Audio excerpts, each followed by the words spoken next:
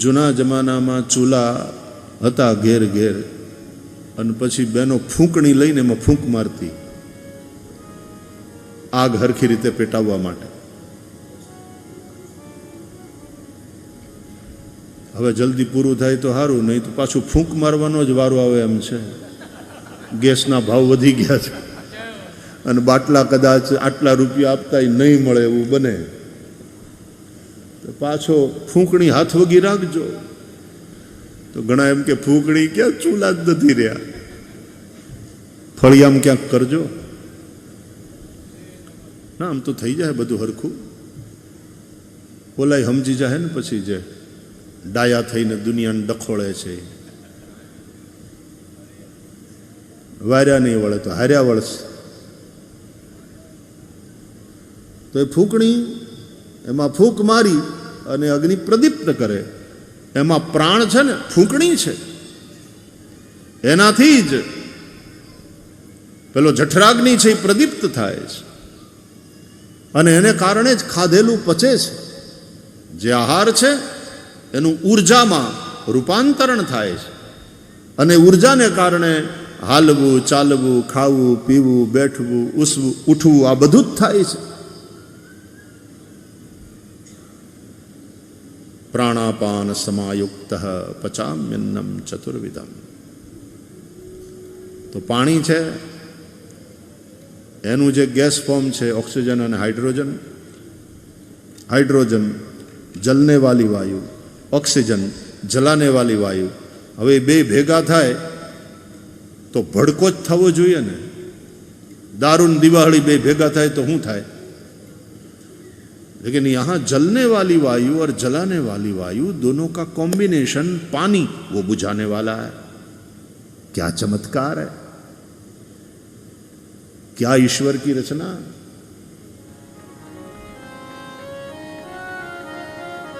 અને એ જ પાણીને એટલું બધું ઠંડુ કરવામાં આવે, એટલું બધું ઠંડુ કરવામાં આવે, 0 કરતા નીચે જાય ટેમ્પરેચર, બરફ બની જાય, સોલિડ ફોર્મ. યુરોપમાં જઈએ ને, સ્વિટ્ઝરલેન્ડમાં ને એ બાજુ, તો ત્યાંના સરોવર હોય તો ઉનાળામાં એની અંદર બોટ ચાલતી હોય અને વિન્ટરમાં એના ઉપર લોકો સ્કેટિંગ કરતા હોય. આખું તળાવ બરફમાં કન્વર્ટ થઈ જાય. તો જેમ પદાર્થના 3 જ રૂપ છે,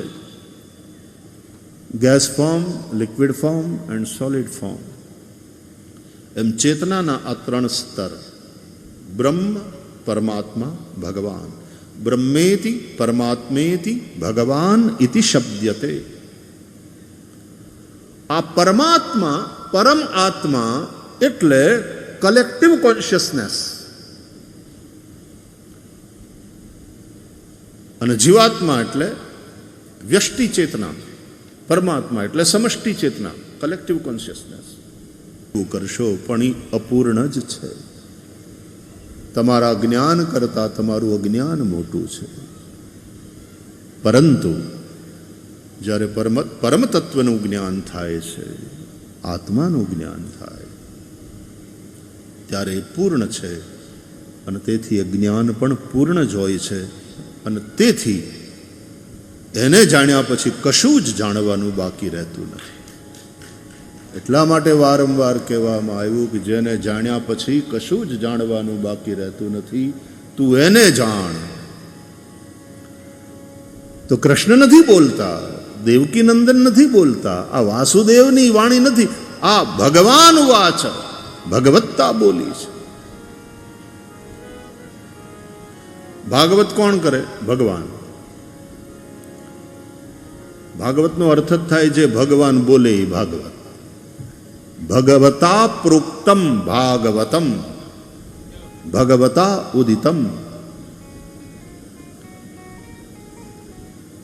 એટલે અહીંયા બેઠેલો એ તો સમર્પિત થાય છે પરમ તત્વને, પછી જે બોલે છે તે પરમાત્મા છે.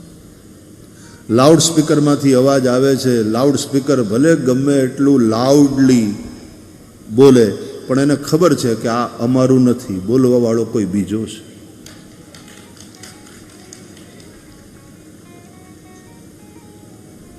भगवान बोले ही भागवत। तो भागवत का जो श्लोक है उसमें यही कहा गया है कि भाई भागवत के प्रवक्ता भगवान ही है। कस्मै येन विभासितोऽयमतुलो ज्ञान प्रदीप पुरा तद्रूपेण च नारदाय मुनये कृष्णाय तद्रूपिणा योगीन्द्राय तदात्मनाथ भगवद्राताय कारुण्यतः तच्छुद्धम विमलम विशोकममृतम सत्यम परम धीमहि। बोले सबसे पहले आदि नारायण भगवान ने ये ब्रह्मा को सुनाया, भगवान ने सुनाया इसलिए भागवत। फिर ब्रह्मा के रूप में भगवान ने नारद को सुनाया, भगवान ने ही सुनाया, रूप ब्रह्मा का है, ब्रह्मा के रूप में नारद को सुनाया।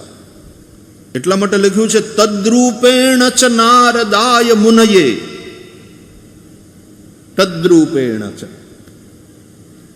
और फिर नारद के रूप में भगवान ने ही सुनाया व्यास को, व्यासाय तद्रूपिणा, व्यास के रूप में भगवान ने ही इसका विस्तार किया और शुकदेव को अध्यापन कराया, और शुकदेव के रूप में भगवान ने ही परीक्षित को सुनाया। भगवान बोले अपना सद्गुरुનું જે નામ હોય તે પણ એ વ્યક્તિ નથી બોલતા, એની અંદરનું જ્ઞાન, એની અંદરની અનુભૂતિ બોલે ત્યારે ભગવાનની એ વાણી છે, ભગવાન બોલે છે। ગુરુ સાક્ષાત પરબ્રહ્મ તસ્मै શ્રી ગુરવે નમઃ।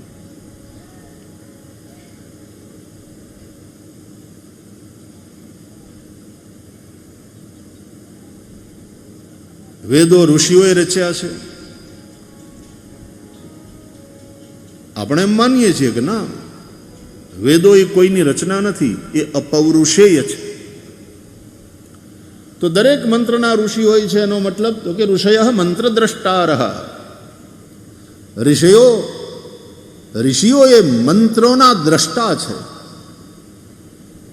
એની અંદરનો જ્યારે અહમ ઓગળ્યો, उनके भीतर का मैं समाप्त हो गया और उनकी चेतना ने उस परम चेतना के साथ एकत्व अनुभव किया, तब जो ऋचाएं उतरी, जिस ऋषि के माध्यम से वो ऋचा उतरी, अवतरी, वो ऋषि उस मंत्र का दृष्टा है। बाकी अहम शून्य थया पछी એ રુચા ઉતરી છે, એટલે વેદ અપૌરુષેય છે। તો બ્રહ્મેતિ પરમાત્મેતિ ભગવાનિતિ શબ્દ્યતે, આ ત્રણ શબ્દ છે, બ્રહ્મ, પરમાત્મા અને ભગવાન। જે રીતે પદાર્થ વિજ્ઞાન અનુસાર ત્રણ રૂપ છે, gas form, liquid form and solid form. वायु रूप, द्रव रूप અને ઘન રૂપ। દાખલા તરીકે બરફ, ઘન રૂપ, એનું દ્રવ રૂપ એટલે પાણી, અને એનું વાયુ રૂપ એટલે ઓક્સિજન અને હાઇડ્રોજન। તો પાણી છે એ વાયુ રૂપ જ છે, combination of oxygen and hydrogen. આ મજાની વાત જુઓ, હાઇડ્રોજન હું તો કે હળગવા વાળો વાયુ, ऑक्सीजन हड़गावा वाला, जलने वाली वायु हाइड्रोजन, जलाने वाली वायु ऑक्सीजन। अपनी अंदर रीते ऑक्सीजन जाए छे ने एटले पछी खाधेलू ने बधुं हरखी रीते पचाम्यन्नम चतुर्विधम प्राणापान सपायुक्तः अहम वैश्वानरो भूत्वा प्राणिनां देहमाश्रितः प्राणापान समायुक्तः पचाम्यन्नम चतुर्विधम। मशीन द्वारा जे रीते कार में भरेलू पेट्रोल ऑयल एनु ज्वलन थाय छे, ज्वलनशील पदार्थ तो छे, अने ज्वलन थया पछी गति में એનું રૂપાંતર થાય છે મશીન દ્વારા. એ રીતે આપણે ખાધેલો ખોરાક, આપણે જે ખાધું પીધું એનું પાચન થાય છે. કોણ કરે છે? વાયુ છે ને, જેમ વાયુ હોય એ અગ્નિને વધારે, તો આમાં છે એ વ્યષ્ટિ ચેતના, એ જીવાત્મા છે. પણ ભલે ને જીવાત્મા હોય, એ પરમાત્મા અને પરબ્રહ્મથી ભિન્ન નથી. એટલે શંકરાચાર્ય ભગવાન કહે છે જીવો બ્રહ્મૈવ ના પરઃ, જીવ બ્રહ્મ એવ ના પરઃ. અને એટલા માટે અહમ બ્રહ્માસ્મિની અનુભૂતિ સુધી પહોંચવાનું. બ્રહ્મૈવાહમ સોહમ. હકીકત એ છે કે આપણા શ્વાસની સાથે આ સોહમ સોહમ સોહમ મંત્રનો જાપ સતત થાય છે. સોહમ.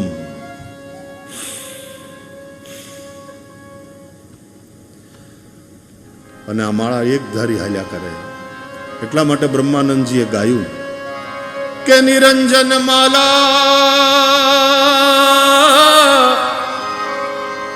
घट में फिरे दिन रात, निरंजन माला घट में फिरे दिन रात. हो ओ हो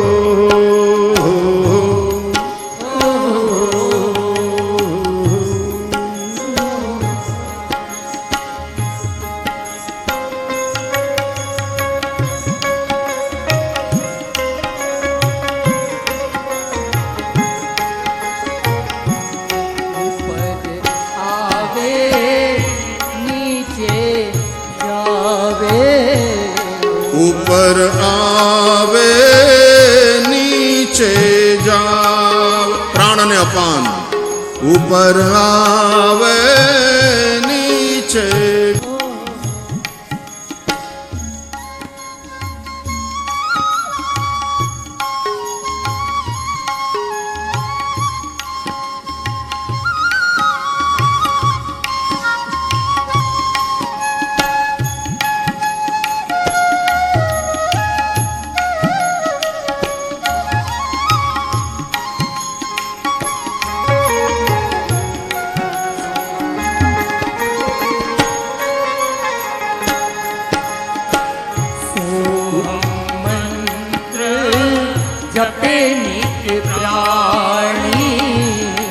सोहम मंत्र जपे नित प्राणी.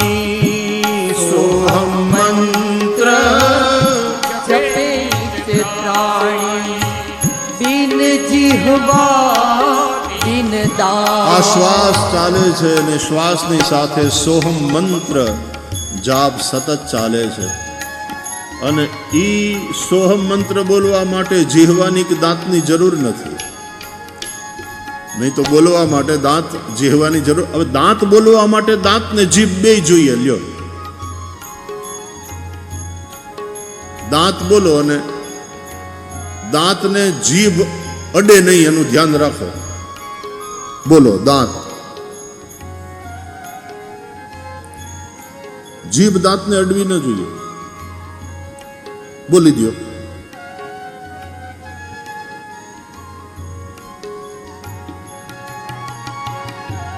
सोहम मंत्र जपे नित प्राणी. बिन जिह्वा बिन दांत. अष्ट प्रहर सोवत जागत. अष्ट प्रहर में सोवत जागत. कबहु न पालक रुकात. निरंजन माला घट में फिरे दिन रात. निरंजन माला घट में फिरे दिन रात. हो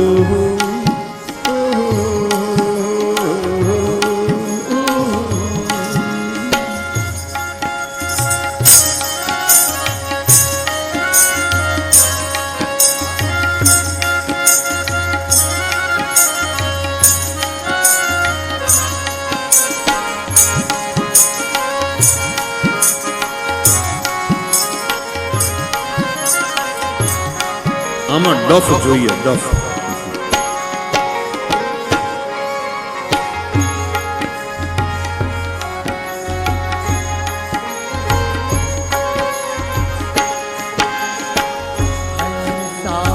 સોહમ સોહમ હંસા હંસા સોહમ સોહમ હંસા બાર બાર ઉલટાત